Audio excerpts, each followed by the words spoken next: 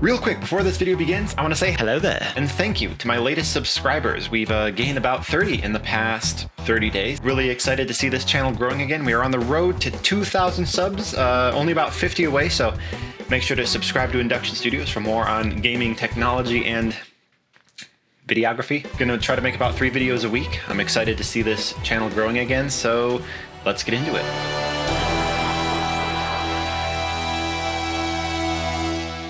Hello and welcome to Induction Studios. I'm a videographer and Xbox. I've been talking about it a lot since I've started being more active on this channel. Yes, because I've always been a fan of the Xbox platform, but also Microsoft is going ham right now. Game Pass Ultimate, acquiring EA Play as part of Game Pass Ultimate. I made some videos on those as well. You can see those in the cards at the end. They announced the Series S, and it's a $300 next generation console with 512 gigs of storage and no disk drive. It's all digital, and it's right now the cheapest way to get into next generation gaming. So Microsoft again is being very competitive. They're offering Xbox as a platform, whether you're on PC playing 100 and so Game Pass games, whether you're on console playing over 100 Game Pass games, even people who are on the go a lot, maybe mobile gamers who don't really even own a console, but hey, if you're in a city that has 5G, you can bring your Xbox controller and play Gears of War or Forza or Grounded on the train. I mean, the technology's still young, but we're getting there. They're offering something for everyone, and that's where the Xbox Series S and Series X come into play. If you want total balls out, amazing 4K gaming in a console, the Xbox Series X is going to deliver 4K at up to 120 frames per second in certain games like Gears of War and the next Call of Duty. Once you've seen a game running at faster than 60 frames per second on a monitor that can display it, it's night and day. So the fact that next-gen consoles are finally allowing for high refresh rates is awesome. And the great thing is, I was actually pretty surprised, the lower spec Series S is still capable of these high frame rates, just at a lower resolution, 1440p. Let's talk more about value. Right now, you really can't build something that is spec'd exactly like a next generation console. Even if you buy the soon-to-release 3070 or 3080, you would have to pair that with another $1,000 or so of hardware to equal the throughput of the Xbox Series X. So a lot of people are just gonna say, hey, I'll go with the console this year. But I wanted to touch on something. Now that we have 2 Xbox consoles in the wild, which one is a better value? Xbox also announced this thing called Xbox All Access, which works like an installment plan, like a phone. You buy a phone, but then I'm paying about $20 a month towards the phone hardware along with my data plan. Xbox All Access does the same thing with your Xbox hardware. So you pay $15 a month for Game Pass Ultimate, 100 games on Xbox and PC, and game streaming and Xbox Live multiplayer services. And then you pay an extra $10 or $20 a month, so $25 a month for the Xbox Series S and $35 for the Series X. And you get a next generation console capable of amazing frame rates and next generation rendering techniques. If this subscription model was introduced maybe with the last generation or the Xbox 360 and PS3 before Netflix and Hulu were popular, people might not stomach it as well, but we're so used to subscription models these days. I mean, maybe I'll just cancel Netflix because of the Cuties atrocity and put that money towards a next-gen console. But which console should you get?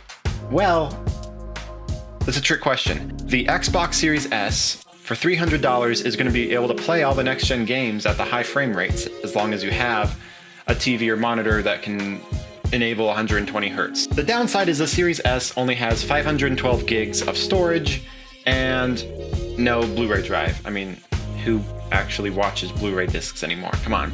For previous generation, this isn't a big deal. You can get a 2 terabyte external hard drive on Amazon for like, $50-60, but the next gen consoles can't use regular spinning hard drives. You have to get a proprietary NVMe storage card. We've gone full circle, like back in the old days when you had to buy the special save cards. Doohickeys got them so old. You can't just plug in a regular external drive. You have to buy these proprietary ones. and they might be expensive. On Newegg, a PCI Express 4.0 NVMe drive, which is what this architecture is based on, it's a very new storage architecture, $181, almost $200 for a terabyte. And Seagate is partnering with Xbox for the first round of terabyte expansion cards, and they haven't announced the price. I'm worried that the price is going to be anywhere from $150 to $200 to expand the storage. So if you get a Series S and install more than like 4 games, you're going to be out of space and you're going to need one of these proprietary drives. So this is this video's PSA. If you are confident you're going to install more than 5 games at a time on your next gen Xbox, the Series X is a better value by far.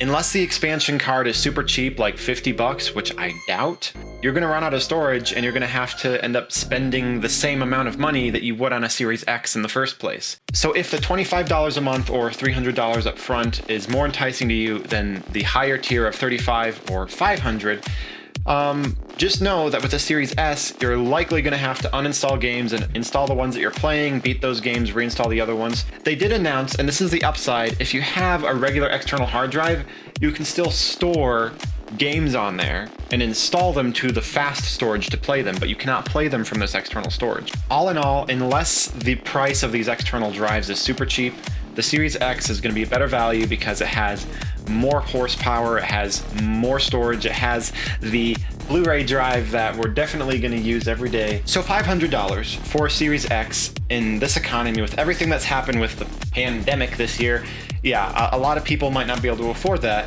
but $35 a month to get the Xbox and hundreds of games ready to go out the door, that's really enticing. Honestly, if you can't afford the $35 a month, in the words of the Sony executive when the PlayStation 3 launched for $600, just work a little bit harder and you can afford it.